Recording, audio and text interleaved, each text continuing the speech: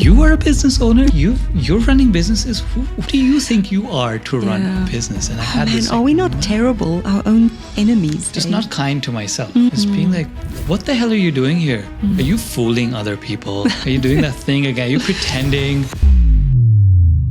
Why don't you go back to being your true self? I don't know where this voice comes from, but it just attacks you when you least expect it. It's just stupid, eh? It's just so awful.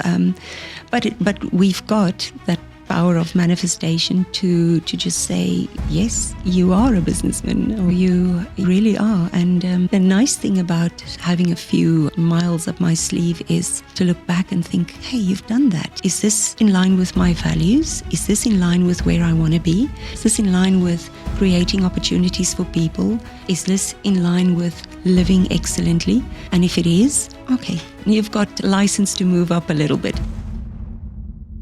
Ladies and gentlemen, Earthlings and Martians, welcome back to another episode of the My First Business podcast, where I find mentors for my business and put them behind a mic.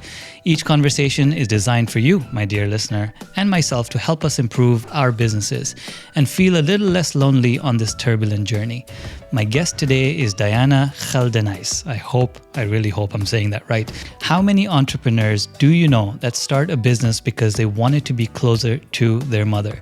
That's exactly what Diana did with her third business, which is called Land's Edge, an ecotourism and sustainability business focused on self-catering cottages and apartments which lie on the very edge of Africa in a little slow town. But to get here and to be able to do this, Diana first had to start, grow, and acquire other businesses that are the furthest thing from ecotourism. Diana pioneered HR technology in the Gulf by founding OPS in 2008, steering the business to become the region's specialist in the payroll outsourcing market.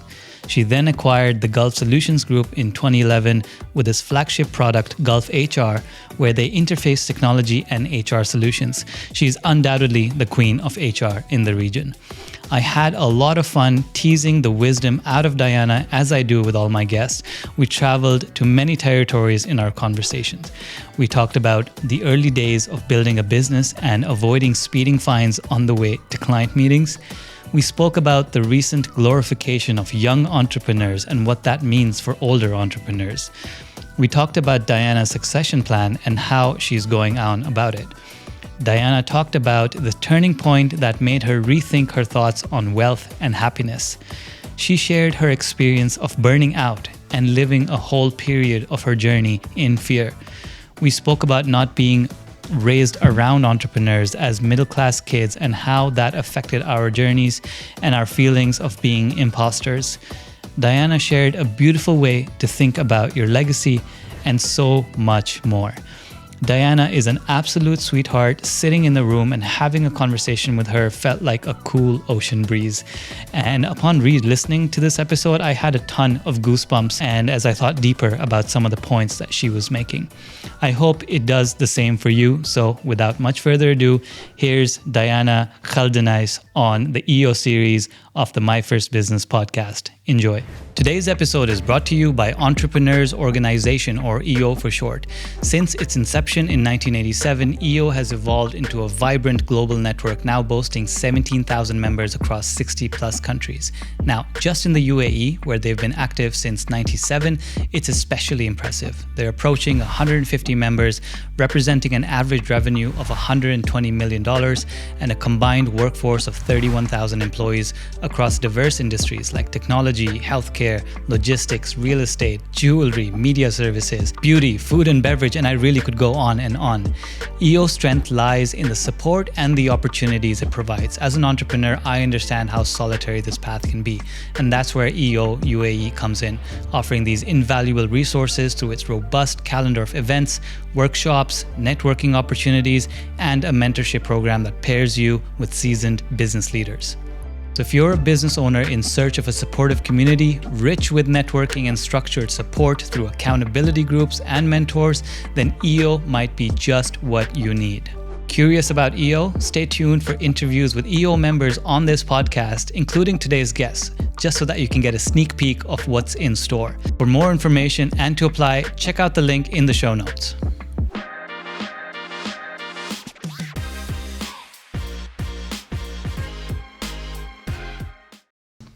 Diana, lekker to have you here. Oh, it is very nice to be here. Am I saying that right? You're Lekker? saying, lekker is perfect. Yeah? And you skipping can say the R. No, it's good. We understand it. Yeah. It'll be good. Yeah. Okay. Well, I wanted to start this conversation with an area of your next expertise, actually. It will only be fair, right? Can you tell me and my curious audience what you know about extraterrestrial sightings and their impact on the Earth's atmosphere? Well, as a matter of fact, I was thinking about it last night, and I had this profound enlightenment that I don't think there are any ET around. There's a whole paradox. I don't know what's it called, the Fermi paradox, which is like, if they were here, why don't we know about them already? But that's a separate conversation. I think I mixed up the interviews. Sorry, guys. We'll talk about aliens in another show. But we're going to stay on the theme of Earth's atmosphere, though, because I want to begin by talking by one of your three businesses. And then we'll move on to the other two as well, and we'll talk more about them. But the one that sticks out like a sore thumb in your business lineup is Land's Edge and ecotourism, conservation tourism that you started 6 years ago now. That's right. And I wanted to speak about it from a different angle. And here's how I was thinking about it. Or Lena and we think about it this way. It seems to me that these kind of businesses, they are a manifestation of like ideals, right? They're very idealistic businesses, and they mean more than just money, right? It's not always just about the money. They're more about impact, and impact being a heavy word, we can describe impact in a bunch of different ways. But my question to you is, could this have been your first business, like this ecotourism, or do you have to do the boring stuff before? And I say boring jokingly. I respect all HR professionals. Especially those in payroll. Yeah, We're payroll getting people. paid. You guys are lovely. We Yeah. love getting paid. But wait, sorry. Another way to ask that is, do people first have to make it with a capitalistic venture to then move on to these kind of impact businesses? I don't think so. Everyone's journey is so different. And for sure, mine, I would have loved it to do something that I love. They say if you do that, then it doesn't feel like work. So mine is just an evolvement of what I became more and more involved in sustainability and creating a job opportunities for people on a small scale still. And it feels like it happened to me. I've got this belief that you on this beautiful journey of life, and you can't force too many things. When things happen to you, and you look around and you take the opportunity, the magic happens. And that's a good way to say it, because I've been hearing, especially on this show, so we talked about Ruchir before we started recording. He is focusing on impact as well with his latest venture. Mazen was here. Oh, yes. He's focusing on impact. And Mazen, when he was here, he actually broke me on camera with the heavy question of like, why not now? Because we have these thoughts and we have these feelings, as you said, like it comes to you. And it's been coming to Alina and I, but not in a very focused manner. We have this tingling within us that we need to give back. For example, I wanted to set up a football academy for underprivileged kids in Pakistan. Not wanted to, I want to in the future, as a way of giving these people sport, and through sport lessons, and through lessons opportunities, and so on and so forth, and create an ecosystem out of it. But obviously it's not a venture that's about the money.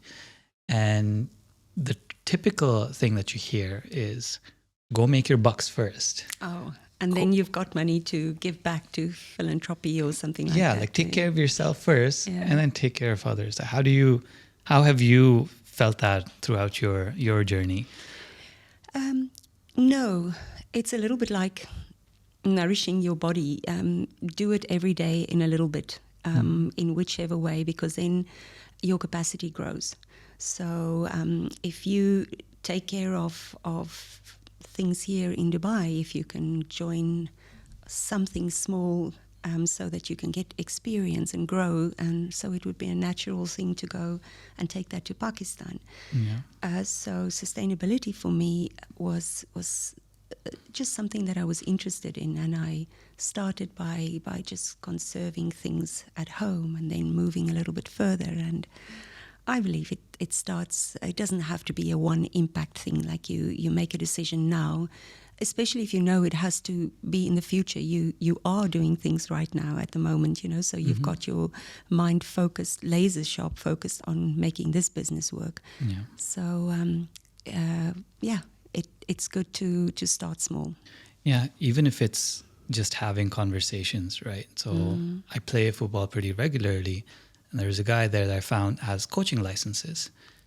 I'm like, oh, I never thought about that, right? Yes. Like if I'm going to set up an academy, I should have coaches, and coaches should have coaching licenses. Yes, So yes. even if it's small steps like getting more information that will prepare you for the one day to do it. But how do you know when that one day comes? How did you know that your one day had arrived? Yeah, I wish I could tell you that it was this wonderful waking up one morning, and it's never like that. It starts in different ways. So Cape Agulhas for me was being the southernmost point of Africa. It was always a lovely place to go to. My mom lived there, and I realized that for me to go there and to spend longer time, maybe I should look around and see if there's something I could do that wouldn't take too much of my time, that is passive, It never turns never in. is. You start off by thinking, oh, this would bring in, but you can help in a passive way remotely. So that's really how it started. Very organic, very naturally, wanting to spend more time with my mom, but not sitting there for 10 days, being very bored. So we started with purchasing the property and realizing this has got great opportunity. It's a beautiful location, and it was this old house that had so much potential. But man, she looked ugly. You could still watch it on Google Maps. Please don't.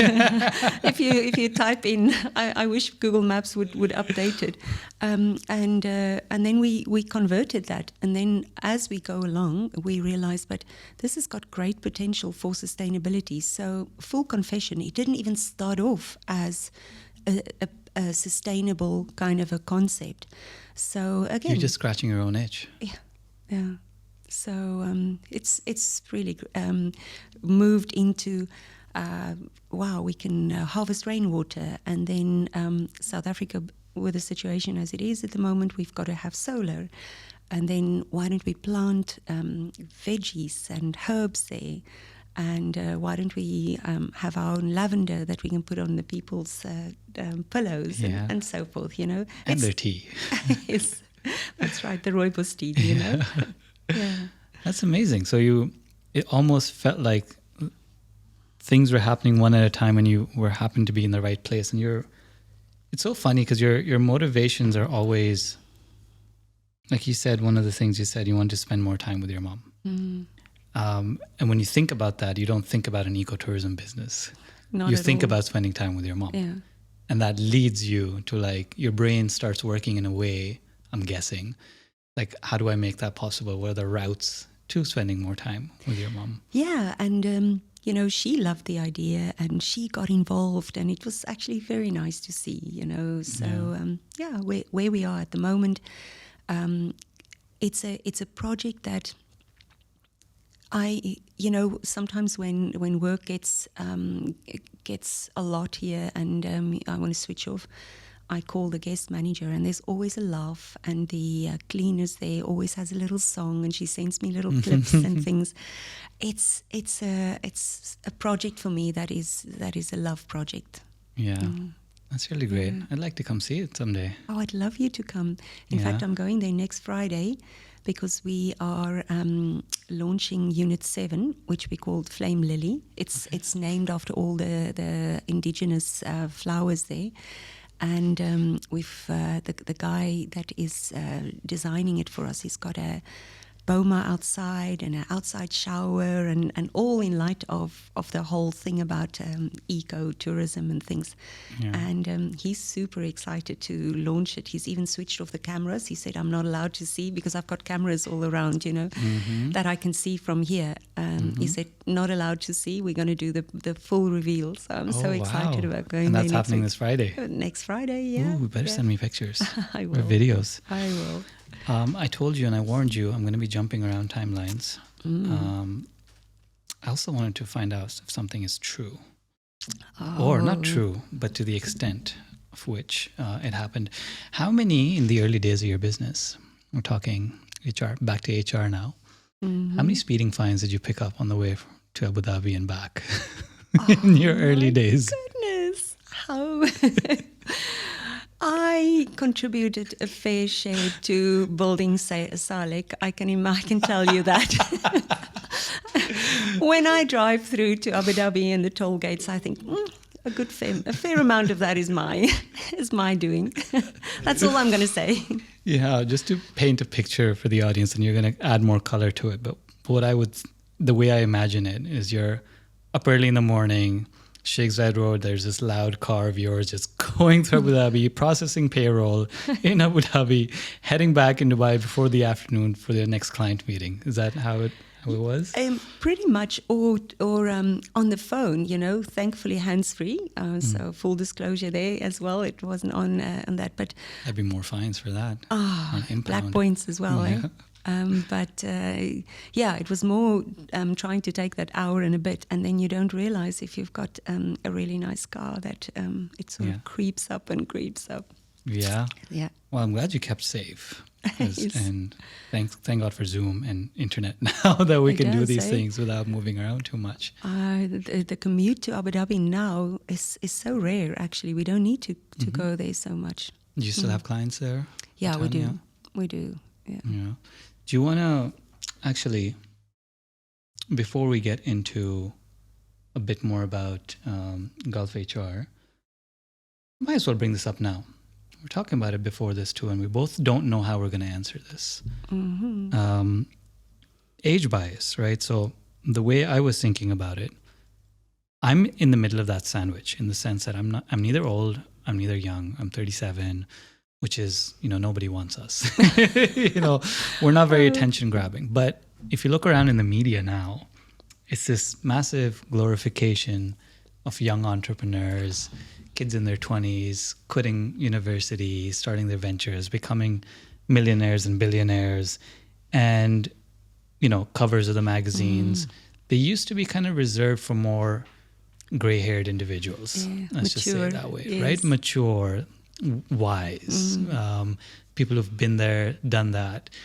And I've had my spidey sense off about this a lot because I don't mind them getting successful. That's not my problem. It's when they turn into life coaches almost.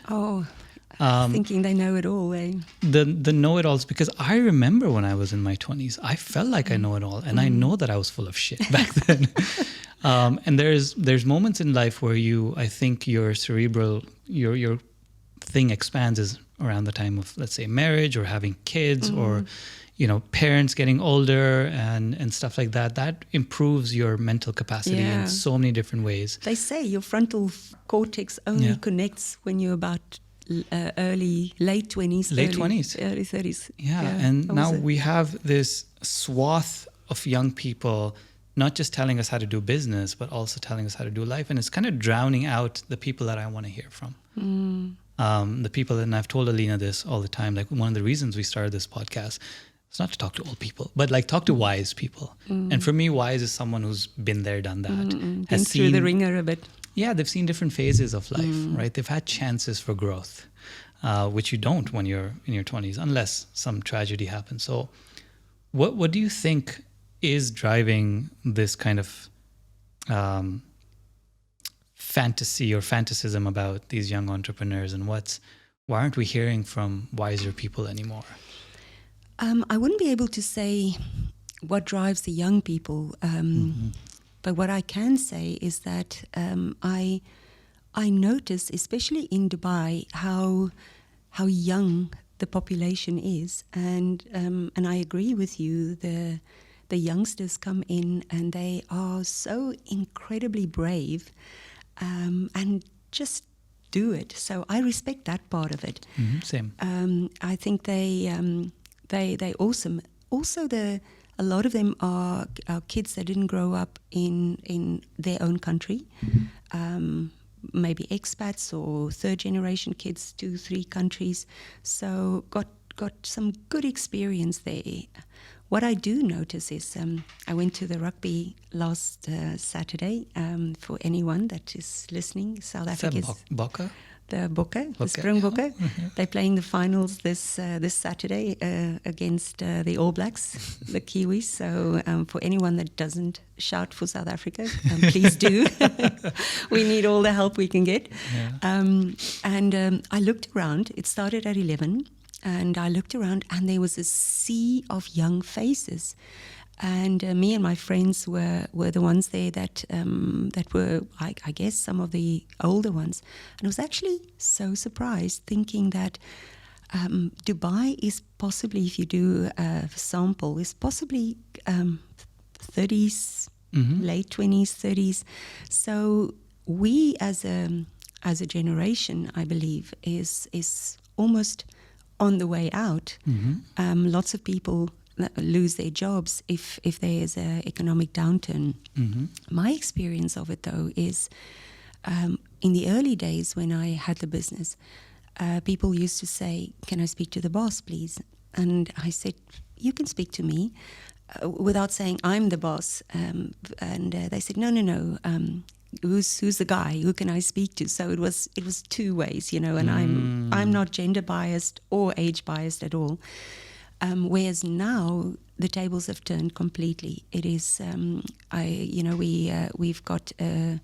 we're sponsoring the HR summit. We've got a booth there, gulfHR, and it's so lovely. People coming around, remembering me from before, and having conversations, and it feels like I do have a little bit more wasta, a little bit more, not wasta in the influence You've earned way. It. Yeah. So these grey hairs I've earned, and people seem to be more asking questions in a good way, you know, and more wanting advice, and I like that. So I realized that I want to be relevant as long as I can.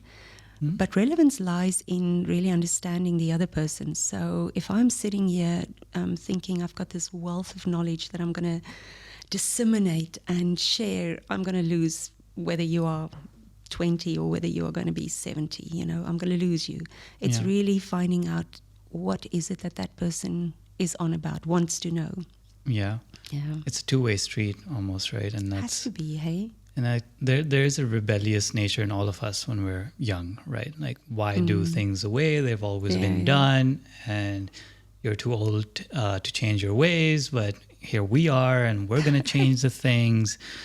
But I wish somebody had told me. To be fair to my mom, she did tell me. She did tell me, like, you only listen now. Yeah, I'm only understanding now. Yeah. Thanks, Mom. But I wish there was a way for older people in my time, at least, to communicate with me that, listen, you're going to see changes. Actually, there is no way, right? Like, you have to go through life yourself to understand what your elders were saying. But I do wish for a bit more respect from the older generation. I wanted to see if that part has changed for you. Have you experienced a change in level of respect because you're not a young hustler versus an older, curious entrepreneur? I really feel like that, Name, and I can't even imagine when it happened. It was before, when I did, let's use an example of in-house training at work. So I brought the people together, and I said, okay, let's do the soft skills, handling conflict or something like that. And I wanted to share my insights. That when I did it before, it was like people listened and they went through it. Now when we do it just as a conversation, I think maybe my method of presenting also changed. It was give me an example of what you struggle with, and then we work through this together. So in that part, I feel that there's more respect, more. I wouldn't even call it respect. It was more, hey, I listened to you. It makes sense, and that's what it's about. If it makes sense to you, then the respect would come. Yeah, and it's about breaking that barrier of being relatable, right? Like the onus is upon both parties, the old and the young, to kind of travel towards each other. The way I think about it, it's when we were trying to assimilate into Canada as an 18-year-old that went there with no family, no relatives or anything like that. And growing up from 18 to 30, one of the things I realized in Canada is this is why I love Canadians and myself, because I'm Canadian now. But you take a step towards their culture and they take a step towards your culture. So as a kid of Pakistani parents, it's not what I've heard from the people in the States. When you're in the States, it's all about the American dream.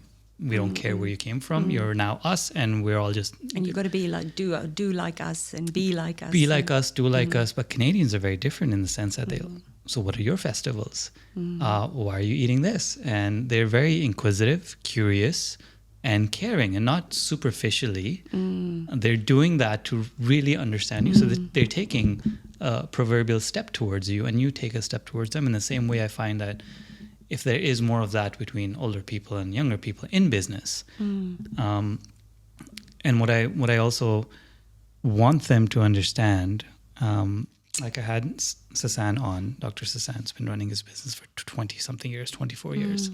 Unheard of, right? Like, I don't know many businesses that have been running for 24 years without changing their name or going through major, like, he's been there from day one, almost failing, and then starting in 24 years. And even yourself, you've been in business for now, 15 years-ish?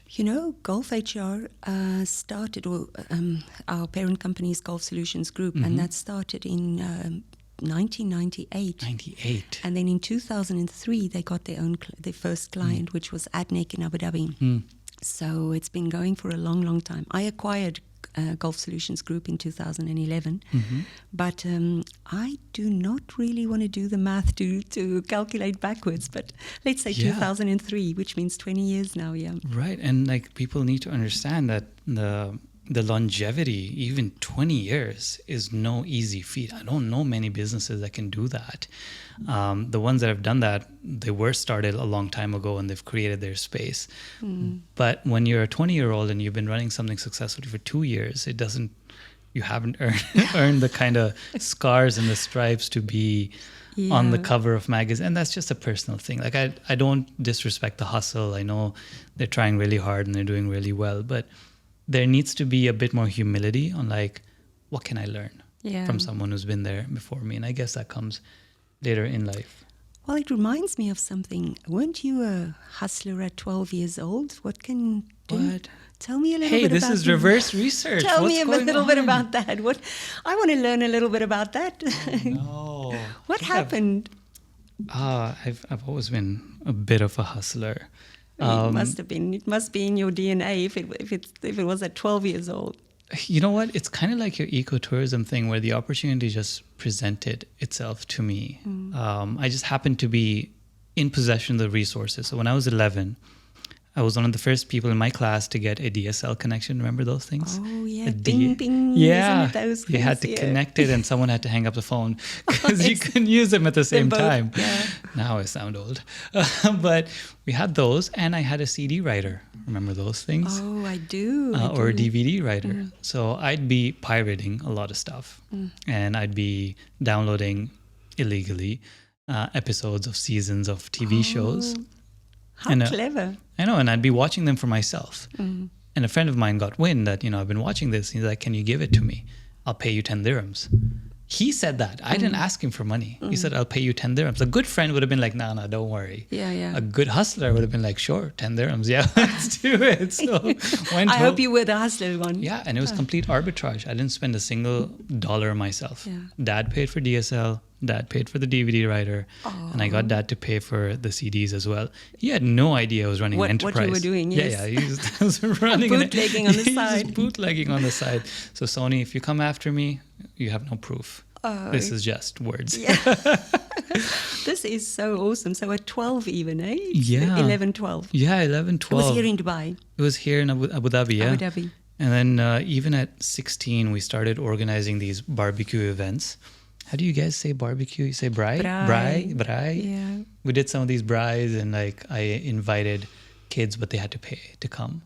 But I didn't spend a single dirham. You organized it. Organized the thing, got the chicken, got it marinated, got the coal. Who paid for that? Mom and dad did. So again, complete so arbitrage. Yes. But we had fun. We had fun doing that. So I always knew I was going to be hustling. But yeah, like I really do wish for more wisdom in my life, because my dad was diagnosed with Parkinson's pretty early in my adulthood.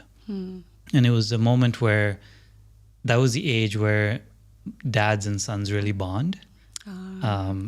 Because one is becoming a man and the younger one's becoming a man. And because of his Parkinson's, the way it's affected him, and it affects people differently, it made him a lot quieter, shy and introspected, which he already was, but it exacerbated that. And it was difficult to reach out to him. We haven't been able to communicate for a long time. And before that, I had my rebellious thing, like, I don't want to learn from you guys. But when I was ready, it wasn't there. The opportunity wasn't there. So it's been tough for me. And since then, that's when I became a reader. I started reading a lot more.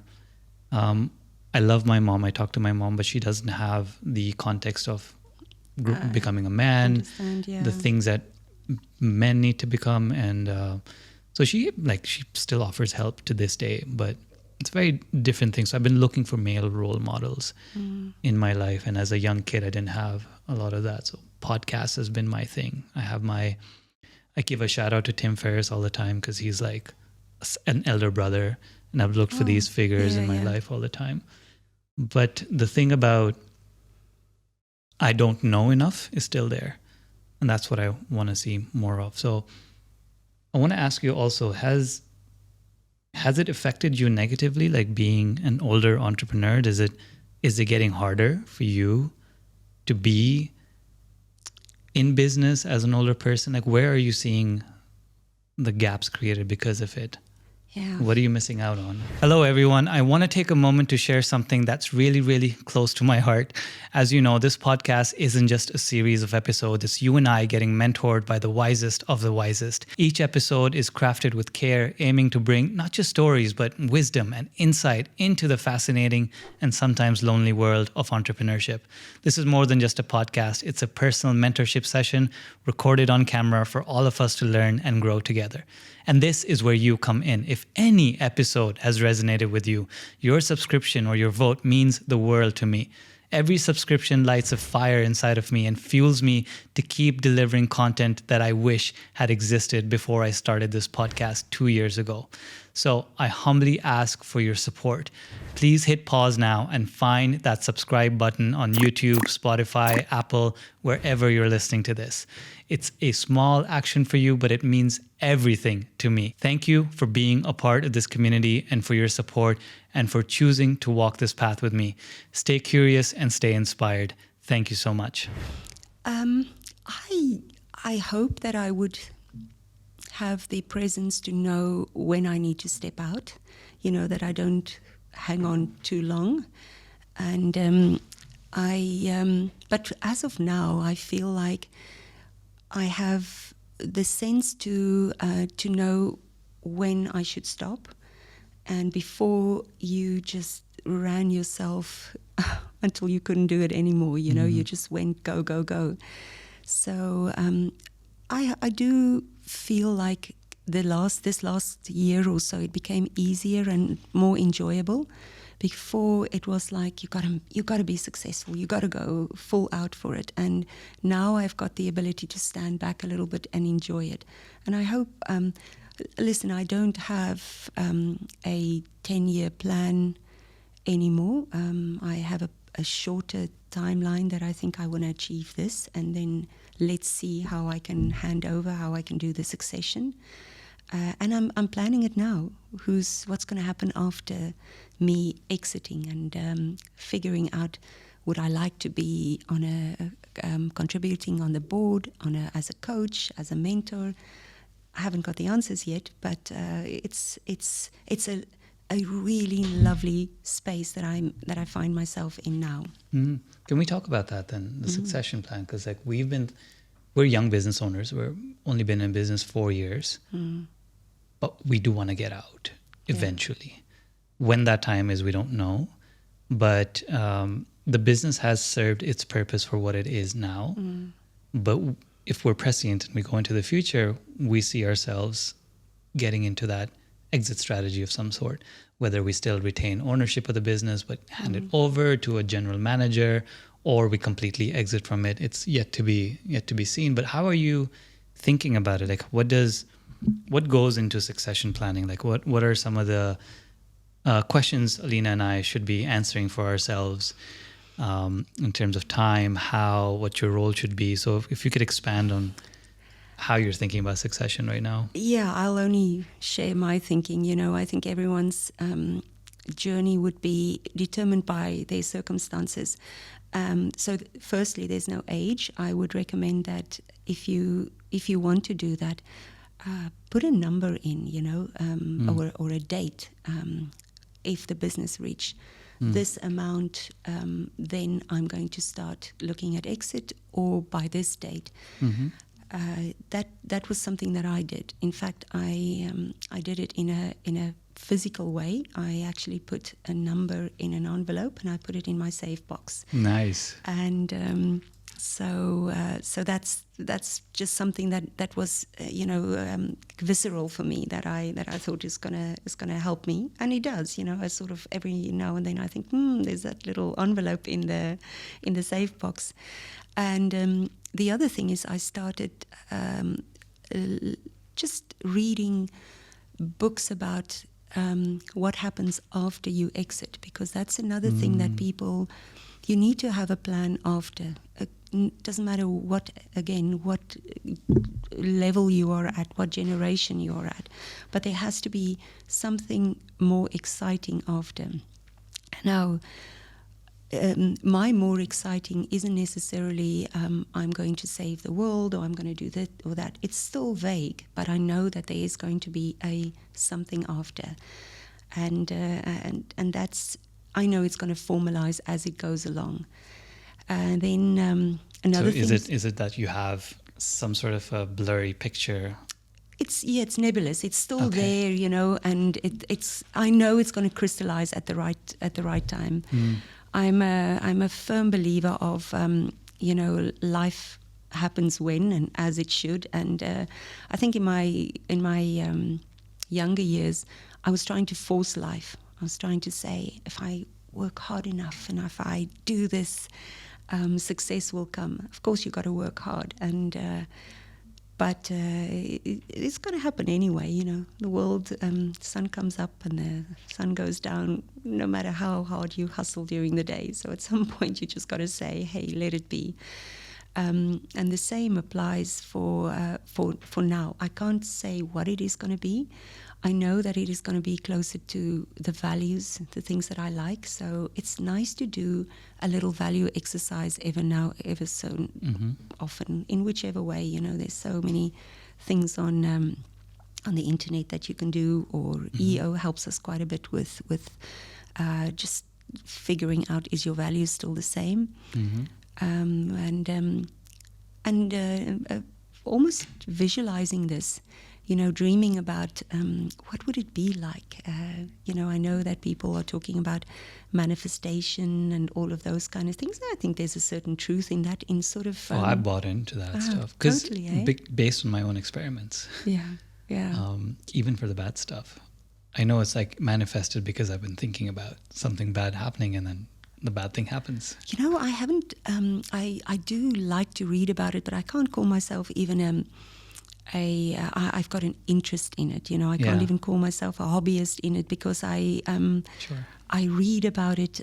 But we energy, right? And if there's positive energy and things around, it's just really sort of it's creation in a way instead of destruction. So that if that's part of what I do, when I walk on the beach or I just have a little bit of time, I visualize what would life be like in a couple of years. Where can I see myself? What would I like doing? And it ranges from dreaming about having a little lavender and rosemary farm in Croatia. I fell in love with Croatia. Or commuting between South Africa and Europe, and just having something that has to do with helping people, something earth, something in that regard, And has it always been this kind of exercise that you've done throughout your business journey, like even when you were not thinking of succession or choosing a new path? The after of the business path, were you pretty strong with this visioning throughout your journey, or Not were at you all. kind of taking it as it comes and setting numbers, targets, like this is the revenue I need to get, this is the revenue I need to get, or were you pretty focused on that? Yeah, very much analytical, and people do this DISC analysis, and I'm very much the rational, analytical, trying to work things out in a factual way. And it's when you let go of that and get into just trying to feel it, and this has only happened in the last few years. Do you know what caused the shift? Or is it one of those things that just life just does what it wants when it wants? No, I think people go through certain catharsises, in different ways. And for me, I felt as if the businesses wasn't growing, and no matter what I do, and no matter how I push for the business to grow, so it created a lot of turmoil. It created a lot of what am I doing wrong? I'm trying to be so good. I'm trying to do the right thing, and it was only when I realized that it's going to happen anyway. What you can do.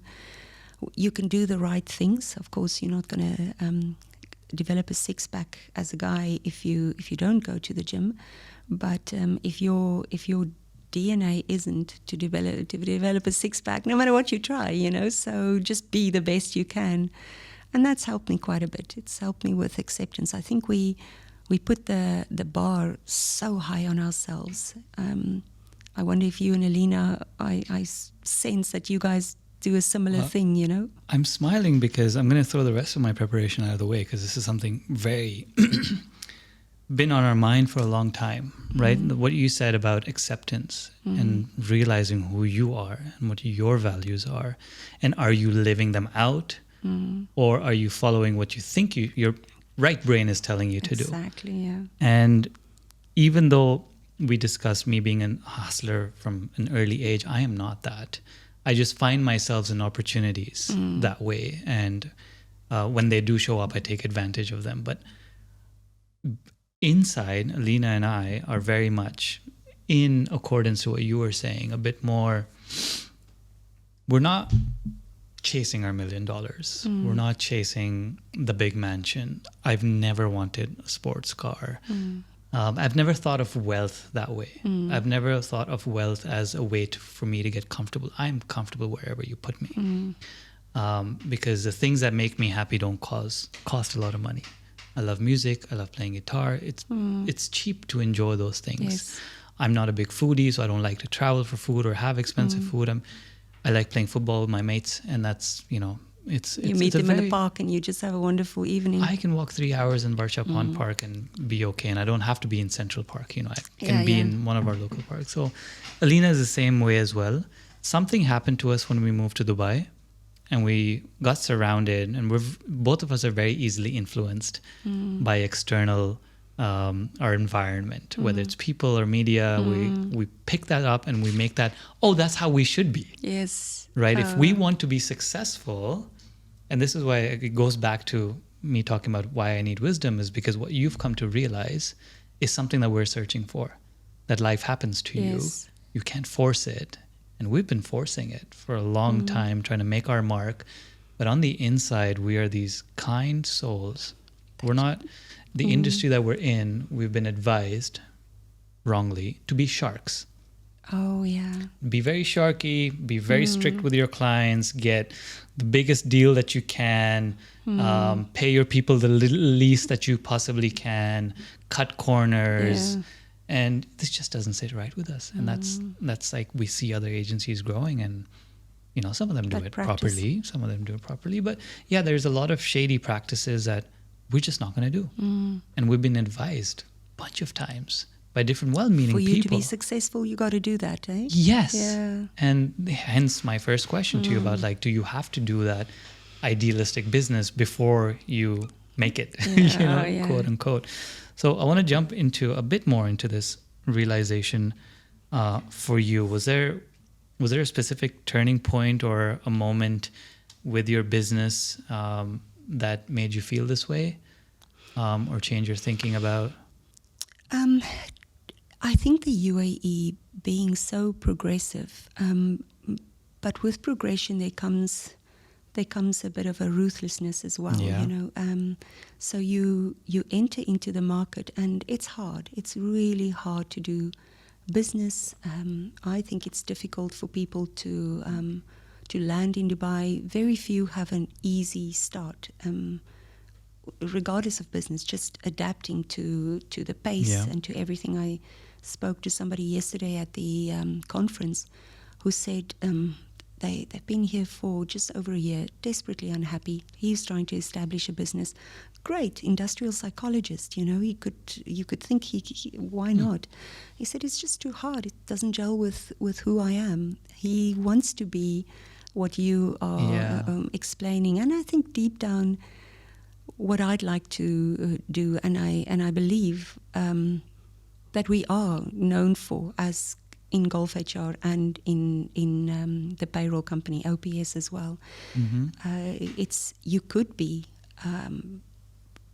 growing double digits and be, like you said, with your clients, or you could be known as that exclusive agency, maybe in your way, or for us, a payroll vendor, a software vendor that really is there for you at 9 on a payroll evening, and you got to get payroll out the next day, and they stay and they do that extra, and they don't send you a bill that you think, where does this come from? Where does this come from? I remember.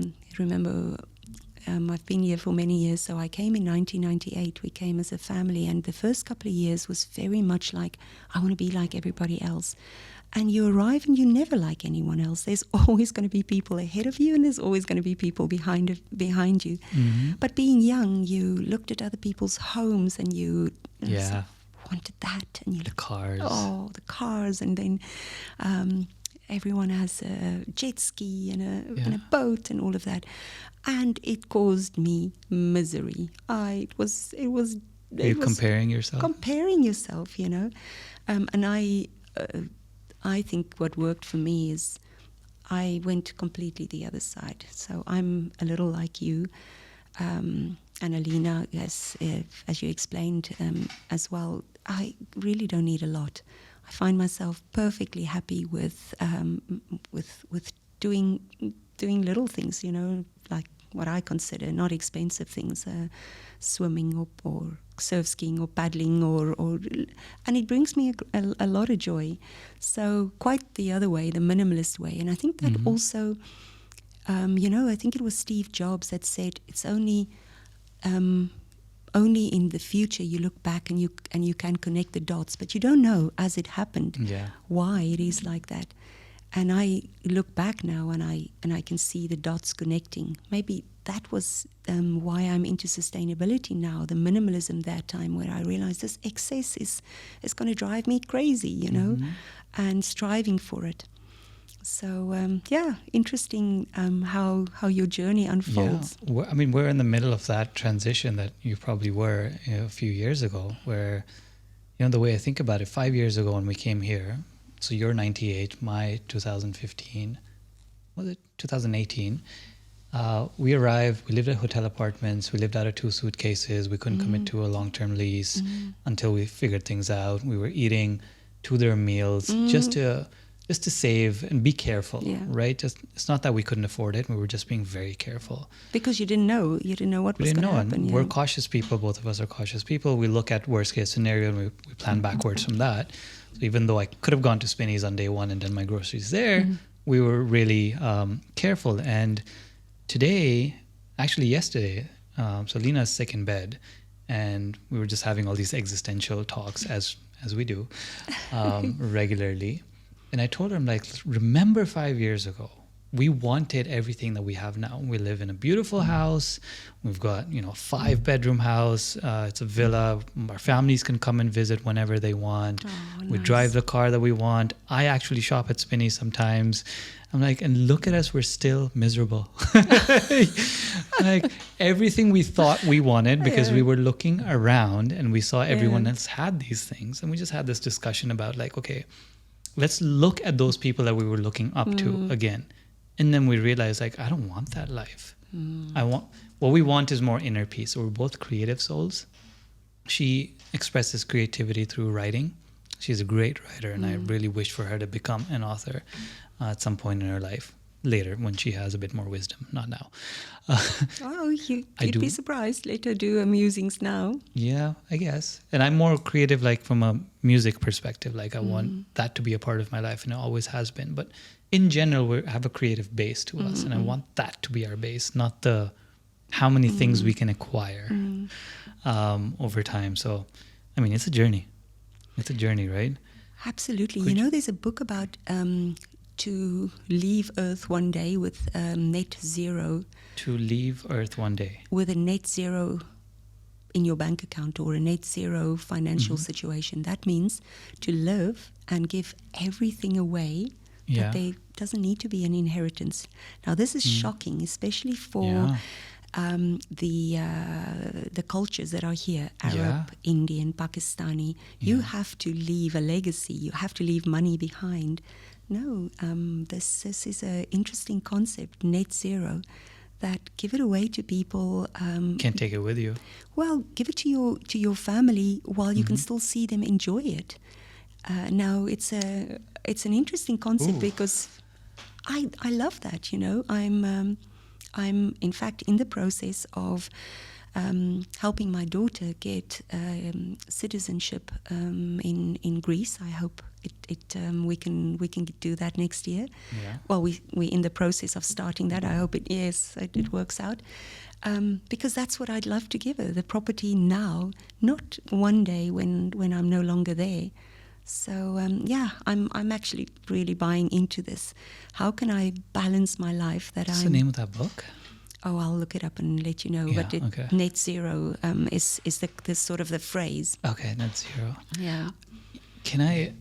I feel like we're on the same wavelength, because like this literally happened yesterday, right? This existential crisis that we're talking about, and relating that to net zero.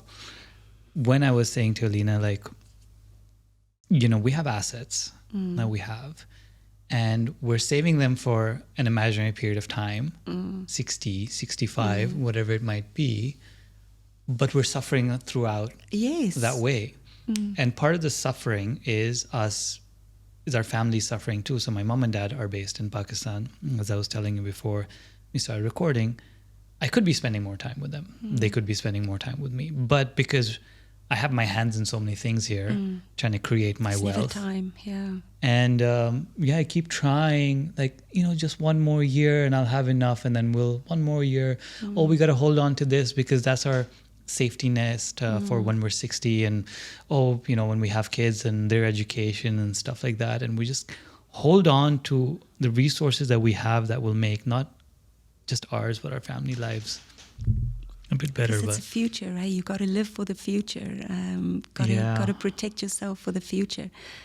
Oh, I've been struggling with that so much, because I feel if I look back, if I could be your age now, you're in Alina's age, I would be a lot less with my head in the future.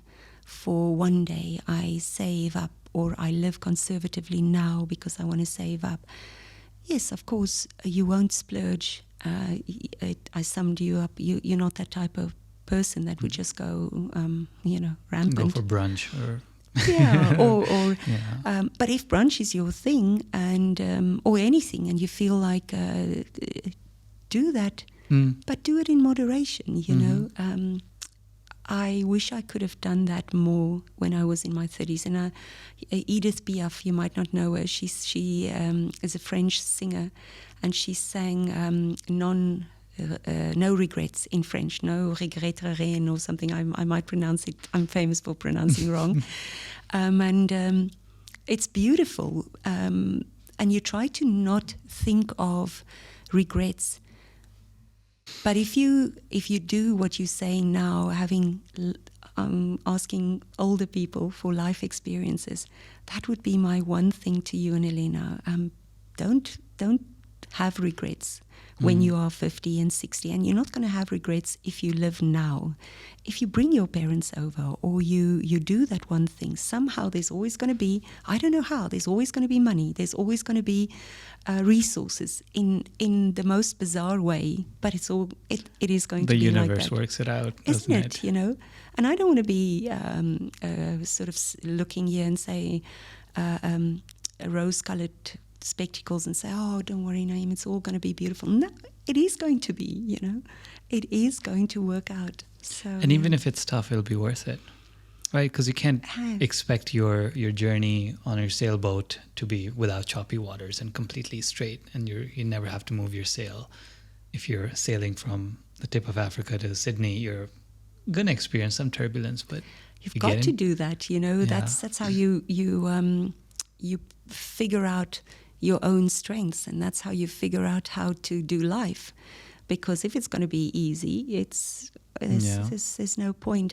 I mentioned before I do surf ski or paddling just off DOSC, the Dubai Offshore Sailing Club, and the boats that you go on is it goes fast, but in downwinds, it's choppy. You fall over and you sort of scramble back up again, and it's in those situations that you actually realize how beautiful the downwinds are and how fast you can go and how nature can actually help you move forward.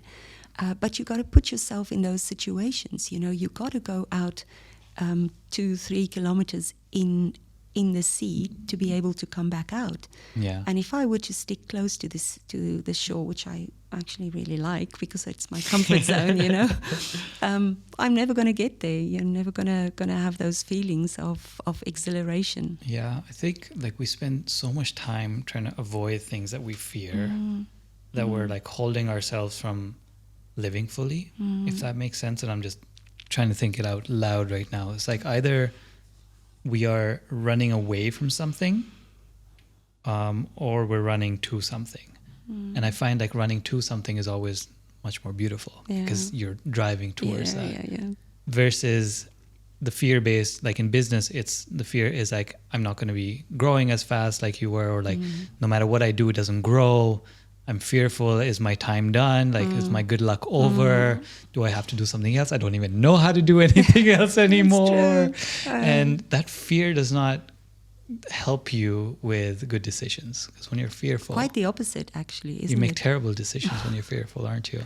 It is. I remember last year I felt like, actually, I think I did suffer from burnout, and my whole year was fear-based. So I brought the 2 companies through COVID. Wasn't any layoffs. Didn't have to reduce salaries, and lost a few clients. But you know, I thought, we through this. It's great. And then 2022 hit, and I felt like I had hit a brick wall. I could not have any original thought. I could not have any creative spurt. I love making plans and thinking up ideas and things. I literally felt like the only thing I got to do now is get up and do the next step, and then do the next step. It was that bad. And I was entirely based out of fear. Everything was, I was afraid. You know, I felt like I was afraid of everything. and it wasn't a spot that I ever want to be back in. I am glad for it, because now when those feelings overwhelm me, I think back of 22, and I realize I went through it, and it made me more durable. It made me more weatherproof. Got a few scars, got a few wrinkles, got a few this and that. It's fine. How did you navigate out of that, for someone that's listening that's in that place? And obviously everyone's experiences are their own, but how did you personally manage? Because I know the feeling that you're talking about is when you're so overwhelmed, your lack of creativity because of fear, you just wait for things to come to your inbox to do any work. You don't start anything new. If you had started something, you don't pursue it further with full zest like you once would, and wait till it hits a deadline of some sort, and then you just, fuck it, just do it. Yeah. So how did you find yourself navigating yourself out of that? What was the process? How many days, weeks, months, exercises? Oh man, I can't even timeline. I can't even tell you, because it was, a lot of it is a blur, and I wish I could give people this beautiful advice, nicely tied up in a ribbon, and say, "Hey, here you go. This is your recipe." Please give us a recipe. Yeah, that's it. It's like it's like an ER room. It's chaos. It's like there's blood everywhere, figuratively speaking. It's chaos. You feel like you're getting a heart attack, and then you wish you have a heart attack, and then you sort of it's getting out of it is possibly being kind to yourself. That is 100% what I learned to be, because I thought to myself, I got through this before, and I do think I've got some grit, which I think a lot of us kids growing up in Africa, it sort of comes with the territory. You grow up with grit and with endurance. And I thought, I've done it before, I can get through this. And that was actually making it harder. So the most benefit I got was when I looked at the end of the day, and I thought, you know what, you're super brave. You got through this this day, and started to do the things that I liked doing. There was a time that I didn't even. You might think this is crazy. I didn't even know what I liked doing. You're describing Alina to me right now. This is her right now. She's like, "Who am I outside of work?" That's the question she asked me. It's like, even if I work less, what do I do instead? Yeah. I'm gonna book a chat with her, coffee with her as soon as she's better. I love chocolate. I love red wine. I love walks on the beach. I love talking to my friends, and I avoided all of that, when I do something and I liked it, it was like celebrating it. But it was minute steps. You can't think big in these situations. There's no way. There's no way that you even can imagine on winning a project or doing something big. It's just, what do I need to do now just to do the next step? So my vision, people talk about a 2-year and a 5-year and a whatever vision. Forget about that. At that point it was, what's my vision for today? How am I going to get through today? So no, I haven't got really advice, or maybe there is advice in all of this. But that's advice in itself, because what people are used to is nice packages and recipes, and that's where they go to media, they listen to podcasts, read books, because they're looking for that serious. And it's actually pretty simple, right? In the sense that you'll figure it out one step at a time. And it's like when you said about getting abs, it's not overnight I can do something and I'll realize how to get abs overnight. It's got to be the repeated little boring things that you do when you spread throughout your life. And I sound preachy when I say this, because I say this to Alina sometimes. It's that we don't need to completely change our life overnight. Oh, no, definitely stop not. doing these things and start doing this. Never works. It's like, start putting in a bunch of things that you like here and there. And I've heard from someone It was actually Mazin who said that on this podcast too. He said, "What are the things you value?" And I said this. He's like, "How many of those things are in your calendar?" Oh, yeah. And I said, "The only thing that's in my calendar all the time, repeated entries, are football." Well, that's good. And like, you love it. I love it. And he's like, "But you said family too. Is that in your calendar?" I said, "No, I don't." And then I do end up seeing my family less because I don't have repetitive things in the calendar. So I told Alina too after that episode, I'm like, put that stuff in your calendar. So, but we forgot. So this is a good reminder. So thank you for that reminder too. And you know what? Do it until infinity. Actually, I've tried to do that, to put things in the calendar. Like, I love reading and I don't get around to doing that. Yeah. And I don't put that in the calendar. But the times that I actually say Thursdays are my day of being away from the office and trying to work on the business. You know that thing, don't work in your business, don't work on the business. And you somehow never get on. And then the fire goes out. It's always on a Wednesday that the fire erupts. Yes, and then you have to be there on Thursday. Yeah, interesting. But I like what Mazen said, is if it's important enough for you, then make a plan. And if the calendar is what sort of directs us, which it is, then that's the only way where we need to, well, that's the beginning where we need to start and put it in. Yeah. I think the whole narrative, and we'll switch to lighter topics after this, but the final thing I want to say is that there's this whole narrative of self-sacrifice that a lot of these famous entrepreneurs have positioned, because I love reading, you love reading. We try to get our lessons from different places, and it's a bit too, for me now, I'm realizing it's blown up a bit too much. Sacrifice yourself, because not everyone can handle that. Just because you had thicker skin as an entrepreneur, that you went through sleeping on the gym floor or doing XYZ or being overdrawn on your credit card for $60,000, I would never imagine that for myself. I wouldn't be able to handle it.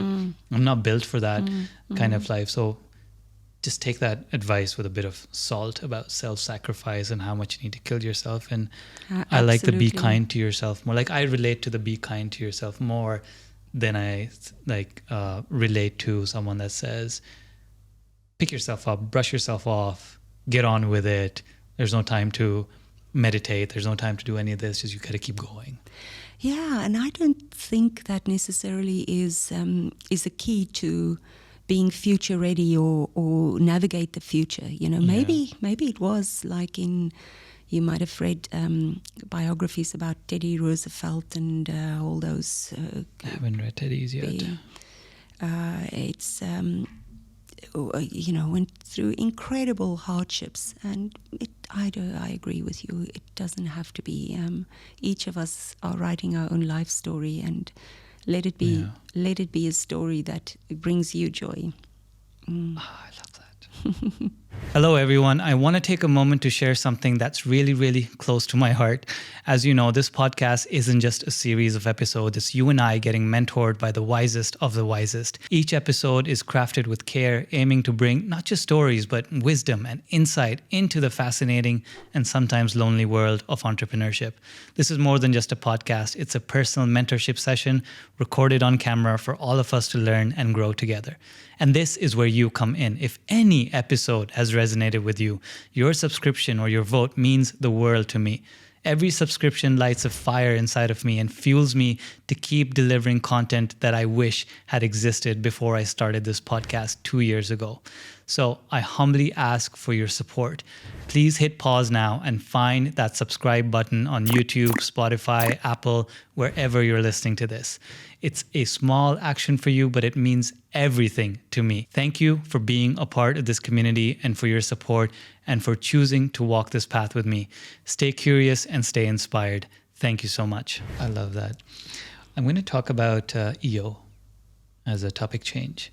So you're obviously now, have you been involved with EOA as well as their membership chair, right? So I wanted to ask you, what are the differences that you find between someone who's in EOA versus someone in EO? And I'm not talking revenue numbers, obviously that's a qualifier, but what is it about them that makes these businesses one smaller and one bigger? Like, what is their journey? What I'm trying to find out is,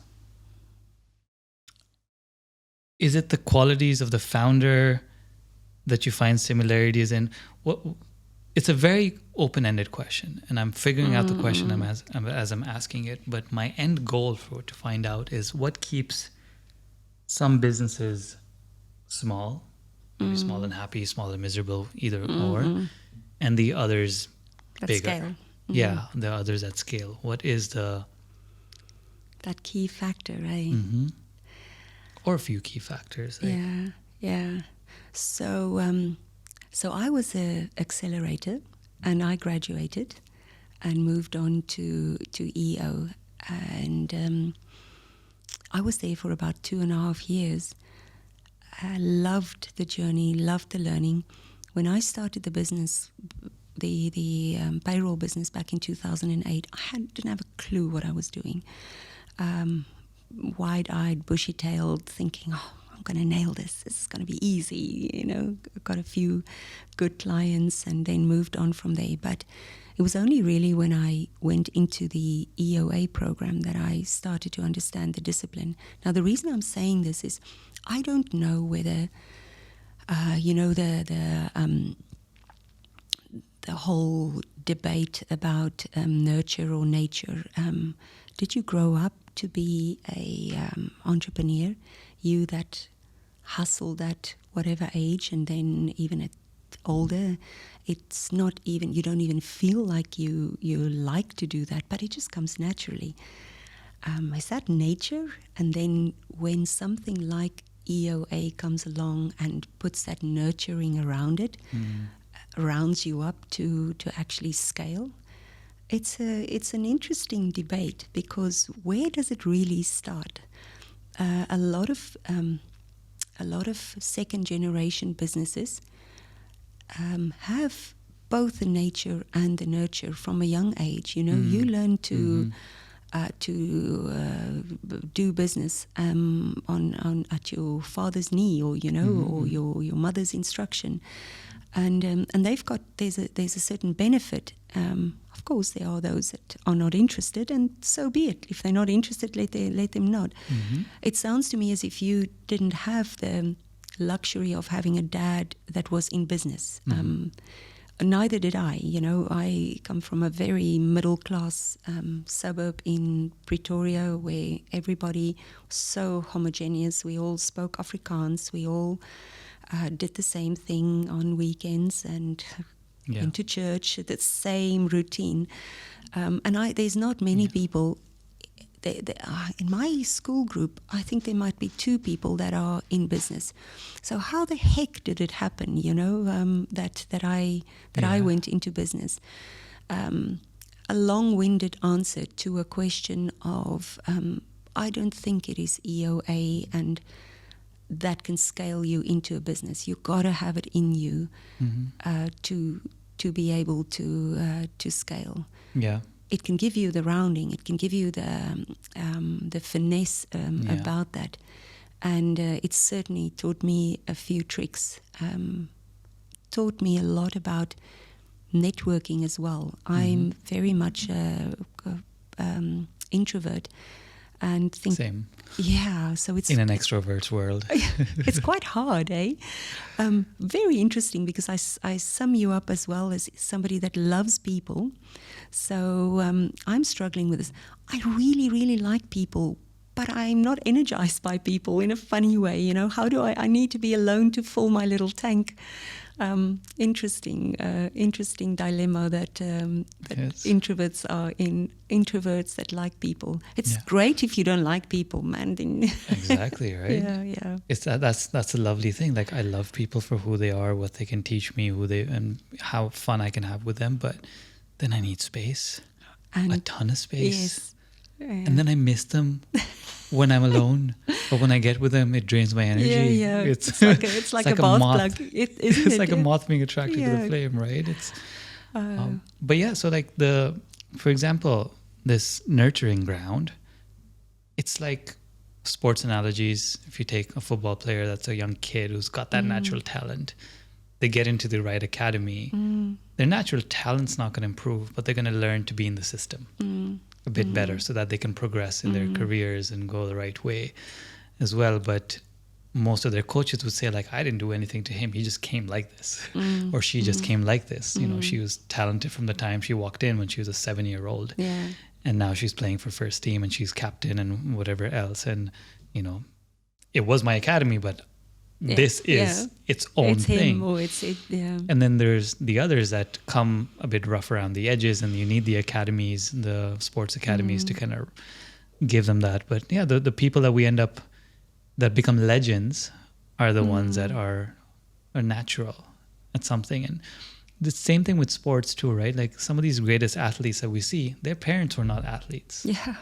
Right? Their parents never had anything to do with the sport apart from the love for it as an audience. Well, that's a very good observation, apart from the love of it, because the love was then transferred to the kid, eh? Yes, or forced upon. Sometimes, in some cases. It could be, yeah. Yeah, so if you read Andre Agassi's book, his biography called Open, he talks about, and I'm dating myself, Andre Agassi.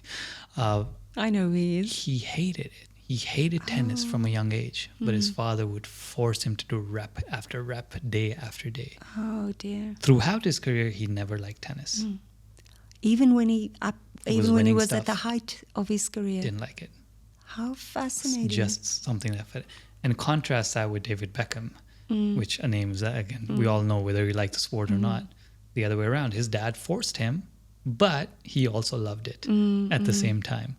But his dad never played any of these sports. Fascinating. So how people like you and I, growing up to middle-class parents that have nothing to do with entrepreneurship, our social circles have nothing to do with entrepreneurship, end up in this place. And then for the first time in a group like EOA, surrounded by others that might be second generation, that might be those natural beasts that just come out ready from the womb. Just do it. And then you're there kind of like, because you only understand yourself in contrast to someone else, right? You only see dark when you know what light is. And that was like a journey for us too, right? Going through EOA was through that lens. Like, if you're like this, then who am I? And what are my values? And is getting to $1 million immediately a priority right now at any cost? And then we had to figure out what works for you. Yeah, the costs we're willing to pay. And because there's always a cost. There's always a cost. And it's fine. People want to pay those costs. That's totally fine. At different stages of your life, you want to pay different kind of costs. But I want to talk one more thing about EO, because I'm looking for, again, as I told you, I'm always looking for mentors, guides, stories. What are some of the businesses that you admire within EO from your lens? And it could be admired in any sense. You could be admired by their business model, by the impact they're having, by how beautifully they're run, how necessary they are, or if you just love the founders, that's fine too. But what businesses do you admire, especially locally? Because I want more people to hear about local businesses. Oh, so I should name them, eh? Yeah. Please give them a shout out. Oh my word! At the risk of sounding too frivolous, there's something in almost all the businesses that I know of in EO that I find intriguing, admire. There really is. So let me think of a couple. Let me just try to single out a few. In my forum, there's a guy called Vinayak Mahtani, and he's got the business B&B Me, and how he's a pure hustler. How he was a couple of times almost didn't make it, had a business that didn't work out, then had to come back, and how he created something out of nothing. You know, he takes space from people and he rents it out. So he hasn't got the typical B&B Me or Uber thing. You haven't got real estate, you haven't got any assets, but yet you hustle with it. So I admire seeing where he came from, or how he's bringing B&B Me to the front. I do admire Stevie Lomas that had Camel Soap Factory. I don't know if she's been on your. No. She's Camel Soap Factory? Camel Soap Factory. Those soaps that you. Ooh, never seen those. Oh, you should see. They exported. She used it for the Expo 2020. It was a big thing because they're locally manufactured and stuff. Quite using camel milk. Was a successful banker, and then she decided I want to do something different, and she went on a soap course somewhere with the very best somewhere in Europe, Spain, I believe, and decided I'm going to make soap for the rest of my life. And she's an older business lady. She's older than me, which takes some doing. But how she decided she's going to start a business in her late 50s, I admire her. I honestly do. I love it. There is Rishi, that does the things that he does in Kenya. Amazing. I think it's starting something new, something different. In my forum, we also have a guy called Amit Gupta that is into fertilizers, boring as anything. But I think he's going to list on the Indian Stock Exchange. So that's a huge business, and just the humbleness and how he actually does his life. To be honest, in a beautiful way. So without a doubt, of course, fruitful day. It's just having fun, having joy, creating moments, specks of joy. Also an ex-banker. Yes, isn't it? Making it work. Jo England with Tribe, how she created just beautiful furniture, and also in the line of sustainability and all of that. And the brand is just gorgeous. You want to relate to it. You want to grow with it. You had Hassan on with a brand lounge, I believe. Yes. You've really done your research. Be careful. I've had people show up and like, who are you? What are we doing here? And then there's you. So I can carry on with the businesses. It's even Sasan, I mean, gosh, it's not the most interesting thing selling. No, it's not. It's not. It's just not. It's printers and toners, Susan. So what can you tell me about that? But how it has evolved him into this thinker that he is. I think he's the epitome of philosophers, the Stoic kind of thinking. He's got so much wisdom in him. I described him in the intro to his podcast as part this efficient German machine and part Buddha. And when you mix those two together, you get Susan, right? you get an enlightened German machine. Absolutely. And someone that tells you to go to hell, and you're actually saying, I think I want to go there. Sounds interesting, Hassan. Will you go with me? And you said he's already there. Yeah. Very, very cool. No, those are names I want to get more out there because I'm tired of seeing examples from abroad, right? Like the context of American business is very unique to them, but living in the region, and you got to have the right, at least, context to what you're doing. Because I fall in that trap of like, reading too much of American media, for example, and you read those stories and like, that's not applicable here. Yeah. Or thinking, hey, I'm going to bring it over and I'm going to do a few modifications. No, it doesn't. It's I don't find that as a recipe for success. So hence I asked. I want to talk to you about a bit more tactical things, I guess. I'm going to go all over the place. We have some time now. We have about half an hour to go. Cool. We want to talk about planning your week. Now, you're running 3 different things. And I don't imagine there's a lot of overlap between the 3 different things. But you only have 7 days in a week, last I checked, right? And you only have 24 hours a day. Oh, dear. How do you manage your time? And I'm asking this with a very painful.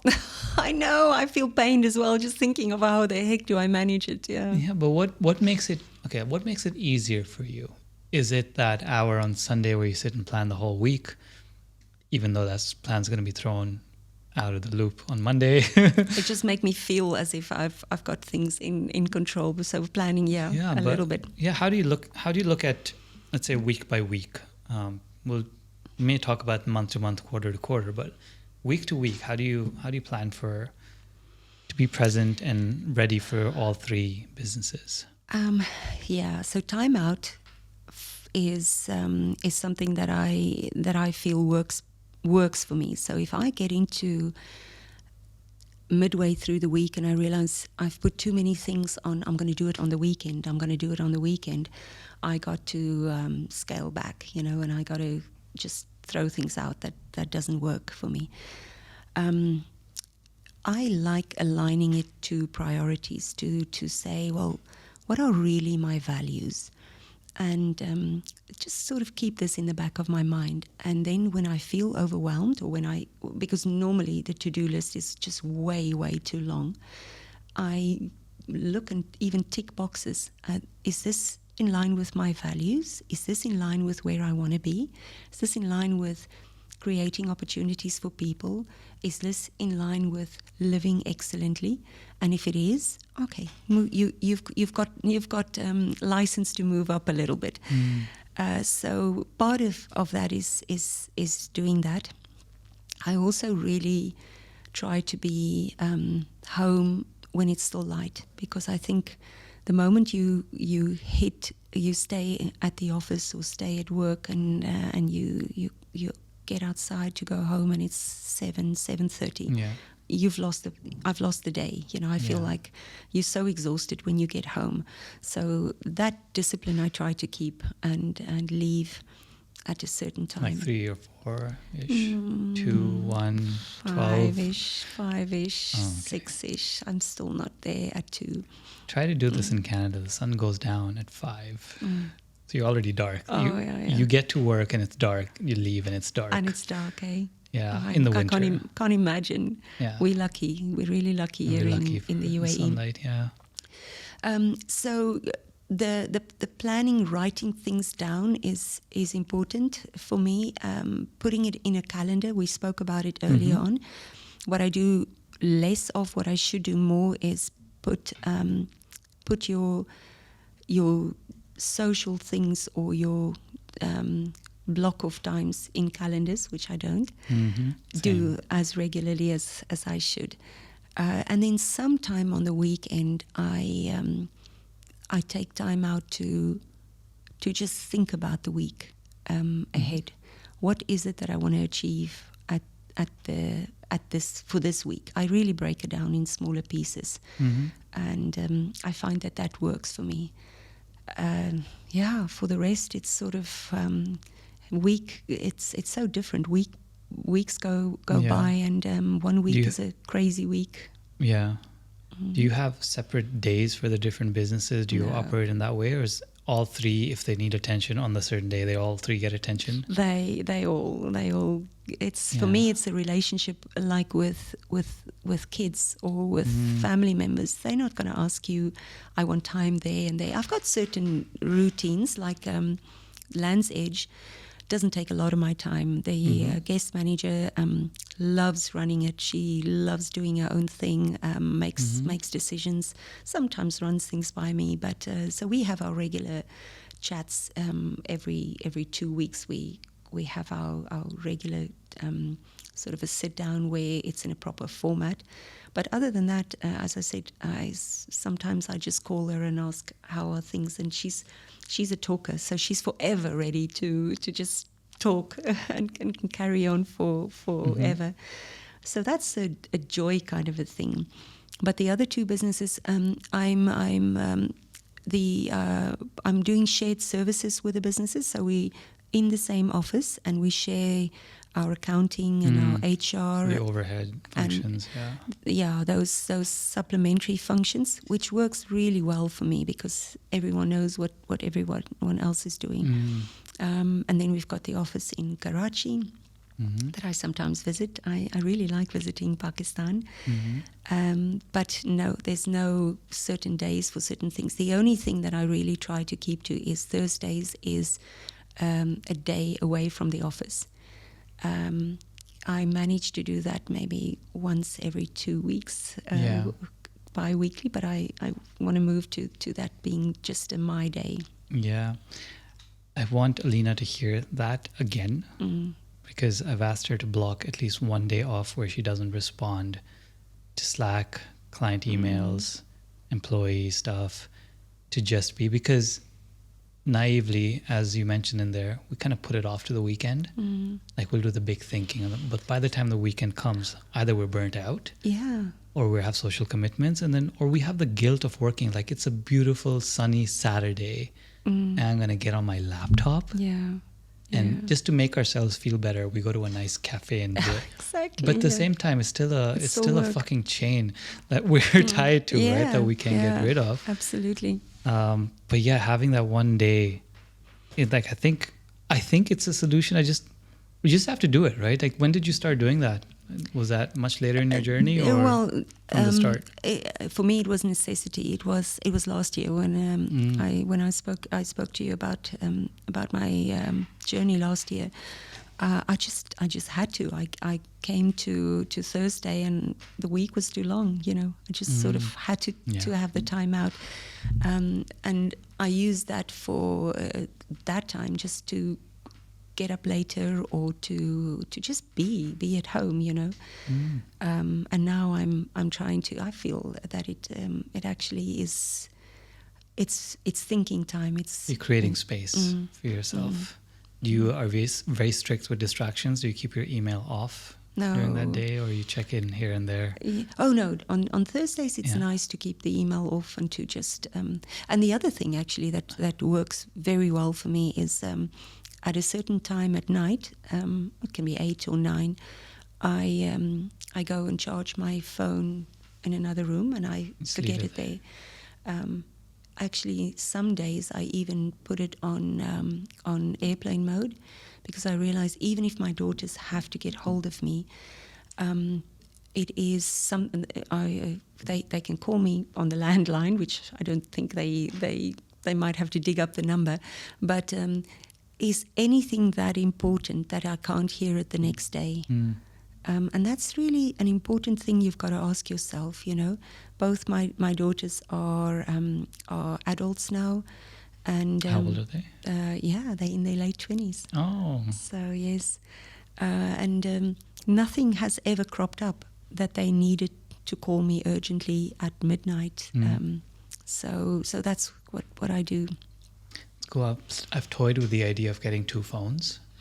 Get one basic phone. It's going to be, I read this somewhere on Twitter, so it's not my idea, but one is a crack cocaine phone and one is a kale phone. Okay. The kale phone has just the phone on it and Google Maps and maybe Spotify for music.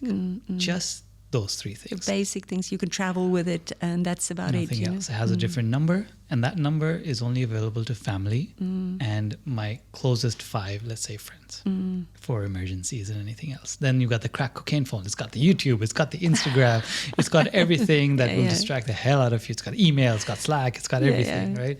And there should be different times in the day for different phones. That's a good idea, actually. And both have different numbers. So if clients are calling, emailing, and that phone is being charged, at least I can have my phone. Because this is what happens to me, right? I go to Spotify to listen to a song because I love music all day round. And I'll see a notification. I'll see a WhatsApp message. And I'll see an email. Spiral starts. And then you kind of get into it. But I'd love to go to a phone. We just have like maybe Tetris on it, So if I pick it up and I play music and I play Tetris while playing music, it's still like, good for my brain. I think that would be that's actually a really good idea, because we've got to simplify the things in our head. We've got to get rid of the space. Yeah. Because I'm there right now with a bunch of different ventures to take care of, like the agency, then running this podcast, and the studio itself requires its own time. And you actually run 3 businesses yourself. Well, luckily for the studio, I have a lot of help. I'm in a project right now where I'm a bit more active than I've ever been. So I'm in a stage right now where I'm super overwhelmed. The agency needs me a lot. This podcast needs me a lot. But this is a labor of love. Like this, I don't expect much from it. This is one of those things that I would do even if it didn't make any money. You know, so that's fine. But the studio needs to make money, or because we have rents to pay and this equipment to pay for. And it's They're nice, beautiful mic. equipment. Yeah. I wanted to ask you, did you ever get to a point where you wanted to walk away from all your businesses? Oh, yeah. Shut it down, have nothing to do with it, set it on fire, not even give it to anyone else, just burn it to the ground.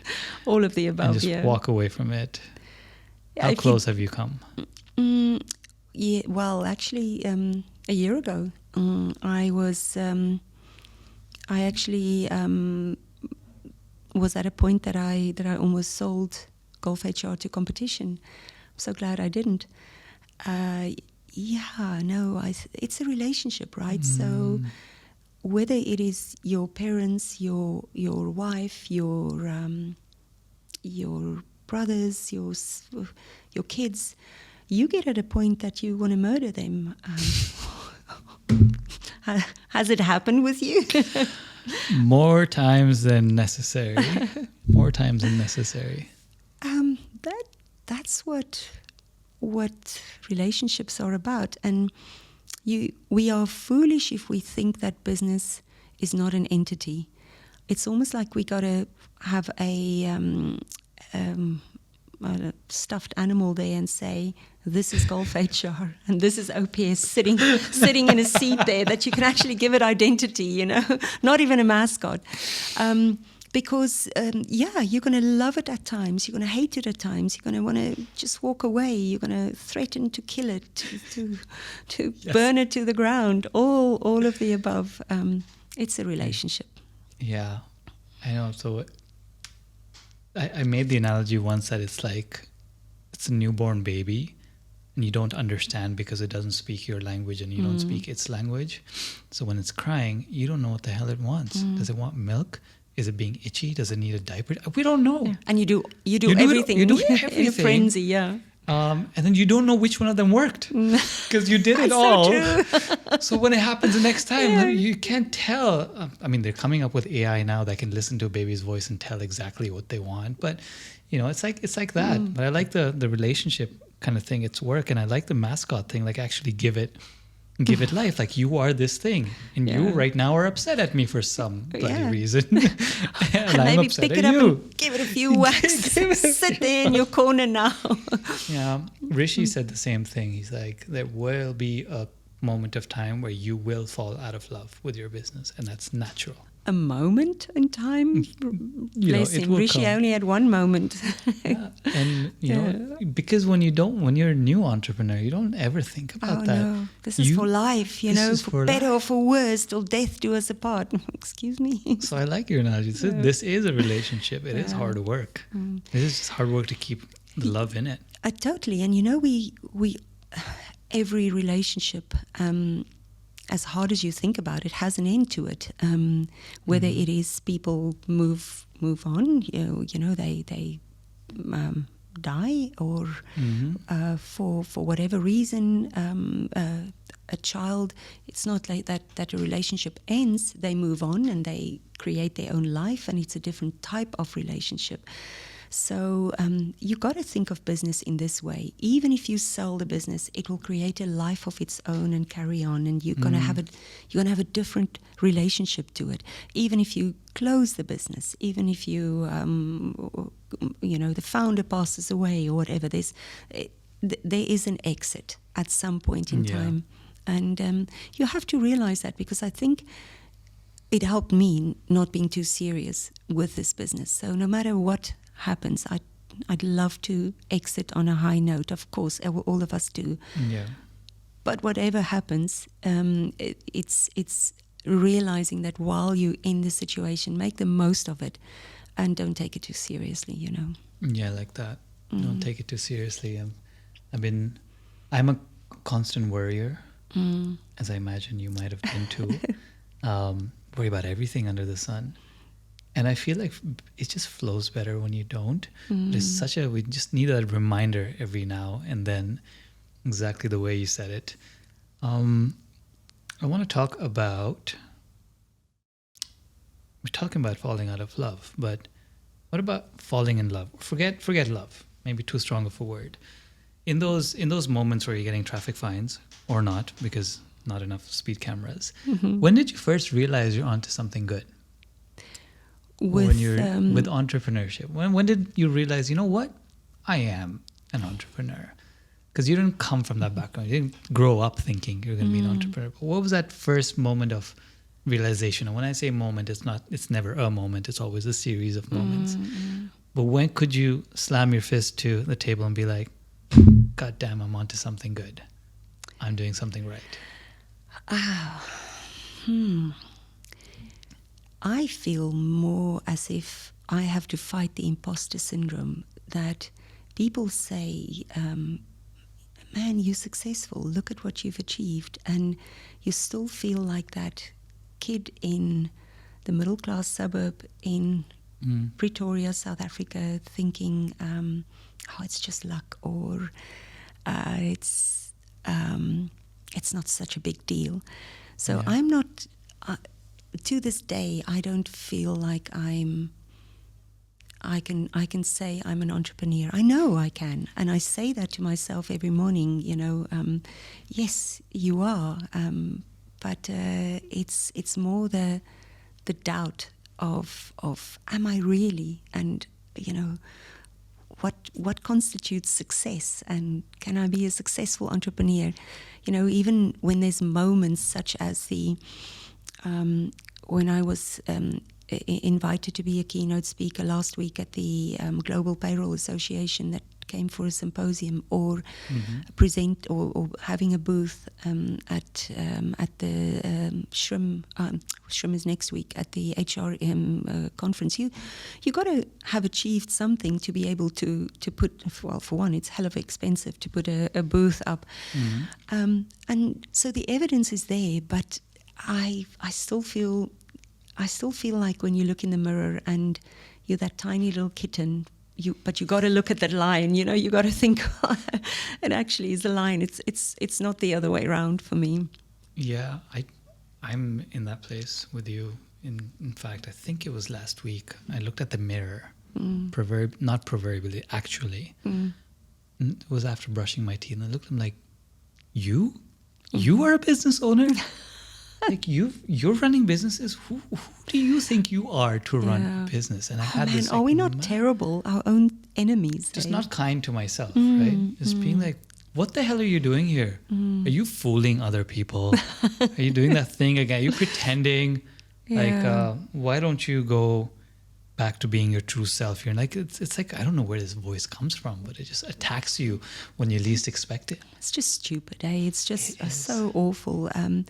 But we've got that power of manifestation to just say, yes, you are a businessman, or you really are. And the nice thing about having a few miles up my sleeve is to look back and think, hey, you've done that, and even you guys, that you feel like being in a business for, is it 5 years plus now? 4 now. 4 years. Yeah. 4 years is 365 times 4.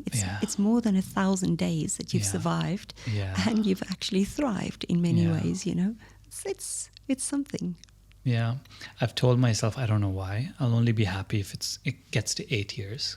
For some reason, my mind is that longevity matters to me more than profit. For some reason, I feel like the first 8 years don't need to be about extreme high profits. It needs to be about survival. So even if I'm scraping it through, I want to get to 8 years, because again, this is an intuition, so I don't have any logic behind this. My intuition is that in 8 years of doing business, I would have figured something out. I would have had enough lessons to then be comfortable scaling and having a bit more confidence and seeing all different kinds of phases. So literally every year when we look at our P&L, I regularly look at it. We're not heavily profitable, but we're never in trouble either.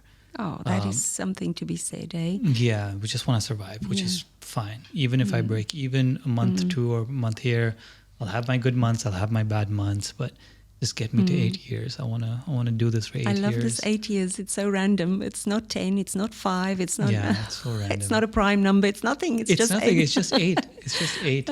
I got this from Nassim Taleb, one of the authors that I read. He talks about. So he was a trader on Wall Street, and he talked about trading mentality of different people versus him. Your job is to show up the next day. Which means don't take a position so big with your risk profile that you blow up and you're not there the next day. So your job is not to make huge profits. Your job is to be there the next day. And then if you continue to be there, something good will happen. Yeah. Right? Just don't take stupid risks with your money. So in the same way, when I started this podcast, again, it was a random thing. I didn't want to be the biggest podcast. I didn't want to make money from the podcast. I just wanted to do 5 episodes. So I recorded 5. When I got to 5, I just want to do 50. Why? I want to improve my craft, interviewing, having good conversations, finding unique people to talk to. And then we'll see where it goes after 50. Okay. That's cool. So on what number are you now? You know what? It's a contestable number because I've started taking like these episodes and I take bits of this sometimes and a bit of someone else's and I make that a derivative episode or a remixed episode. So if you count those, then I'm approaching 48. Oh, I'm close to 50. Oh, that's great. But actual interviews is like 30 something. It takes a hell of a time and preparation and and to stay in a conversation as you do, which you really are. You are so present. It takes some doing, eh? Well, you're making it easy for me, so it works both ways. It's a two-way relationship. Thank you. We are getting close to wrapping up. Told you 2 hours would pass without you blinking an eye. And I did. I didn't believe you, but this was so enjoyable so far. There's a few other things that we can do, but I'll check with Sean. Sean, what's my limit? What's my furthest limit I can go with Diana in time? More 10. 10? Okay. I got to pick my next 10 minutes carefully then. There's something I want you to elaborate on. It's on your LinkedIn profile, and you also filled it out on the form for me. Oh, what's that? And I thought it's really beautiful, but I can't tell why it speaks to me. So I want you to explain what this means. We are the sum of the stories we create and the legacies we leave behind for others. May your legacy be beautiful. Oh, yeah. I feel it. But what is it? Like, what am I feeling here? What are you saying through that? It's quite deep in many ways, but if you are remembered by an action you did, or by doing something for someone, whichever way, someone remembers a word you said. You're doing these podcasts because you want to learn from someone, and you sitting somewhere ages and ages hence, and you look back and you remember something that someone had said, and it brings a smile to your face. That for me is a legacy that you leave behind. And I think we can be forgotten, and we see it in today's social media. You prime today and tomorrow you're forgotten. But how you are remembered is for me the legacy. And if you are doing something that comes purely from your heart, like you started this, and you do it for the love, people feel that energy. And I'm going to walk away here thinking, this was amazing. I loved it. I was dreading coming in doing a podcast, dreading being in the spotlight. And that's going to be the legacy for me. I'm going to remember you and this podcast in 5 or 10 years from now, or somewhere where I'm sitting in my little house by the sea, and I'm going to remember I've had so much fun in these 2 hours. And that's what I say. Let this be beautiful. Let your legacy, let the things that you leave people with be beautiful for you, because it's going to be beautiful for them too. I love it. Well, thank you. Thank you for the kind words. Hope it doesn't sound cheesy. I really, it comes I'm from all the about heart. the cheese. If you look at our conversation the last 2 hours, Yeah. one of the things that I'm fighting is what I'm seeing in the media, which is completely tactical advice, logical, analytical, like your past, of like how to get from A to B to Z. And for me, it's, people like you that make it easy to talk about something that is that we don't have shared language for yet in the same way. There are a few layers deeper. Not to say I'm holier than thou, like the other people. It's just that I'm exploring a different territory through these conversations. And I don't have the answers. Yeah. Yeah. And maybe it isn't your job to give me the answers. Your job is to help me think for myself and see where I take and how I manifest these answers for myself and for Alina and for anyone who's listening and anyone who finds themselves in, similar situations. So I want to thank you for being truly honest. Like, I can tell you're talking straight from, the thing I love about you is your humility. You're sitting here across me. You're owner of multiple businesses. Some of them you've acquired. You've moved to a country in 98 where you had nothing to do with this nation, and you built this life for yourself.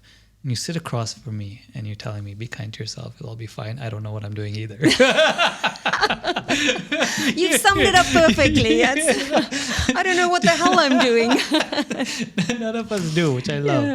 Yeah. I do want to end on a rapid fire round. Oh, man, I don't do good. You can't think. You just got to answer. Okay, and I'll start with the toughest one. Okay, ready? Oh, ice cream or gelato? Gelato. See, it was easy. That one was easy. Easy one. Sorbet ones. Another easy one.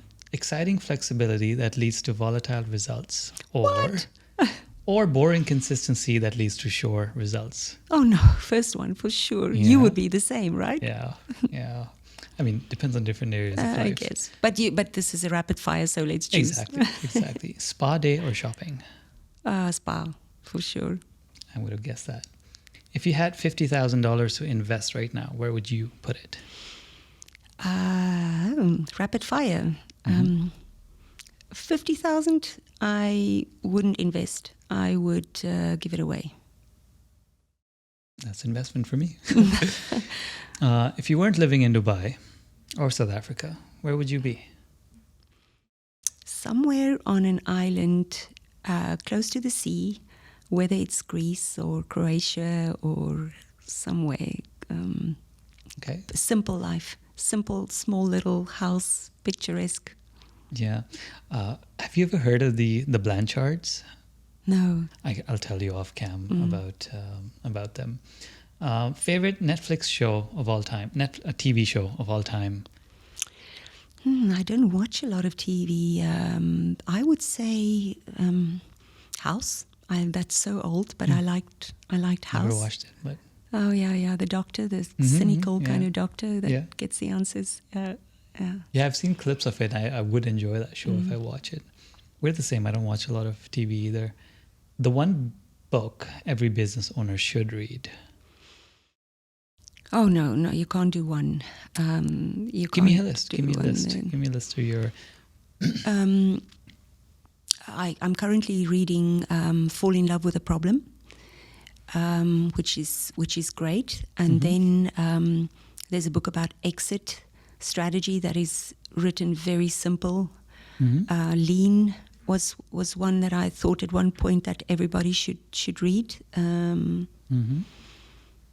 You know, the normal Lean In, the Sheryl Sandberg. Not Sheryl Sandberg. Lean Startup. Lean Startup. Okay. Startup. Yeah, there's a couple that the good to great, those stalwarts. But I would say that more specific. Find the area that you struggle with at this point. For me, it is about what happens after exit. How do you exit? What do you have to think of? So that's the topic of my sort of interest at this point. I like it. Yeah. You know, I don't know if I should draw this analogy all over again, but sports. One of the things I've been watching documentaries of athletes what happens after their career. Because that's some planning they have to do, and they're quite young when they have to retire, and they're 34, 35 when their body gives away. Whole life left. And they're still young. They have a good amount of life left. So they have to do some massive planning around, like, how do you fill in not just the career part of it, but also the adrenaline rush. Yeah. If you're out there on the weekend playing rugby and the crowd is going mad, and all that disappears.